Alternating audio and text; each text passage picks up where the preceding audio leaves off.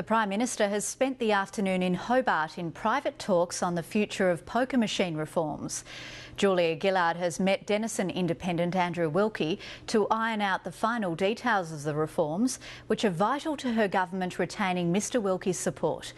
Joining us now from outside the Waterfront Hotel, which is hosting the talks, is state political reporter Zoe Edwards. Zoe, has there been any word on the result of the talks? Well, the meeting wrapped up just over an hour ago here down at the Waterfront, and we're yet to see or hear a statement from both of the parties. Andrew Wilkie left his office at around 3:30 this afternoon and walked through the city to get here, and he said it was just really a meeting about nutting out the legislative detail. The Prime Minister, Julia Gillard, has taken time out of a private visit to the state in order to hold the meeting, which she called. A spokeswoman for her says that it's just a regular meeting, it just happens to be here because that's where the Prime Minister is, and that she won't be making a comment on it. I understand there's been doubt cast on the future of the reforms. Yes, and it comes from Andrew Wilkie's anti-Pokie's fellow campaigner, Nick Xenophon. The South Australian Independent is accusing the government of playing Andrew Wilkie.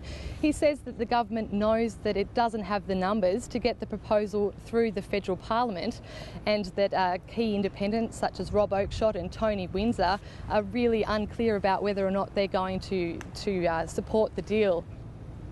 Well, I think Andrew Wilkie needs to walk on this for the simple reason that they're planning to dud him.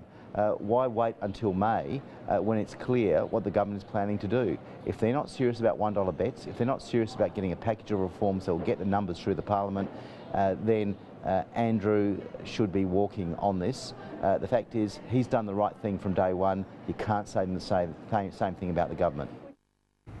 What does Andrew Wilkie have to say about that?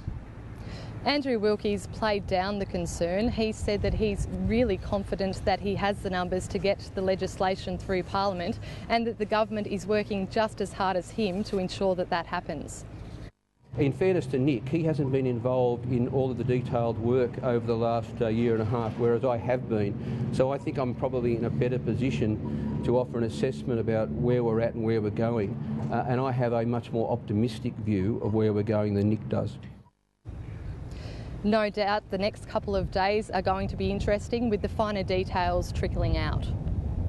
Indeed. State political reporter Zoe Edwards reporting from the Hobart Waterfront.